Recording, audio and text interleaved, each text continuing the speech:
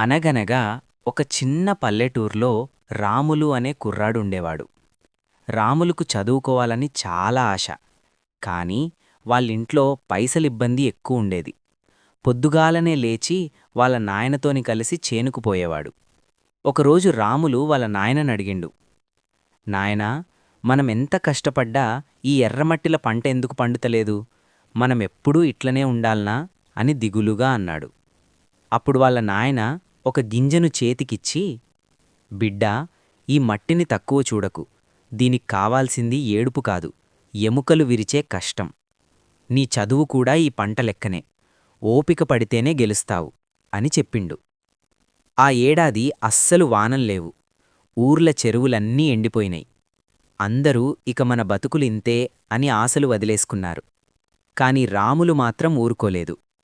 తను చదువుకున్న సైన్స్ పుస్తకాళ్ళ చూసి తక్కువ నీళ్లతోని ఎట్ల పంట పండించాలనో తెలుసుకున్నాడు. ఊర్లో ఉన్న పాడుబడ్డ బావిని క్లీన్ చేసి పైపులతోని ఒక చిన్న చుక్కల సేద్యం, డ్రిప్ ఇరిగేషన్ లాంటిది తయారుచేసిండు. ఊర్లో అందరూ చూసి నవ్విండ్రు. ఏంది రాములు, పిచ్చిపట్టిందా?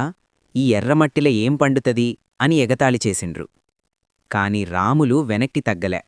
రాత్రి పగలు కష్టపడ్డాడు. కొన్ని రోజుల తర్వాత అందరూ నోళ్లు వెళ్లబెట్టేలా ఆ ఎర్రమట్టిని చీల్చుకుంటూ పచ్చని మొలకలు బయటకొచ్చినాయి. తక్కువ నీళ్లతోనే రాములు మంచి కూరగాయల పంట పండించిండు. ఆ పంటను బజారుకు తీసుకుపోయి అమ్మితే వాళ్లకు కావాల్సిన దానికంటే ఎక్కువ పైసలొచ్చినాయి. ఊరంతా రాముల్ని చూసి మురిసిపోయింది. మన రాములు మట్టిలో మాణిక్యం రా అని మెచ్చుకున్నారు.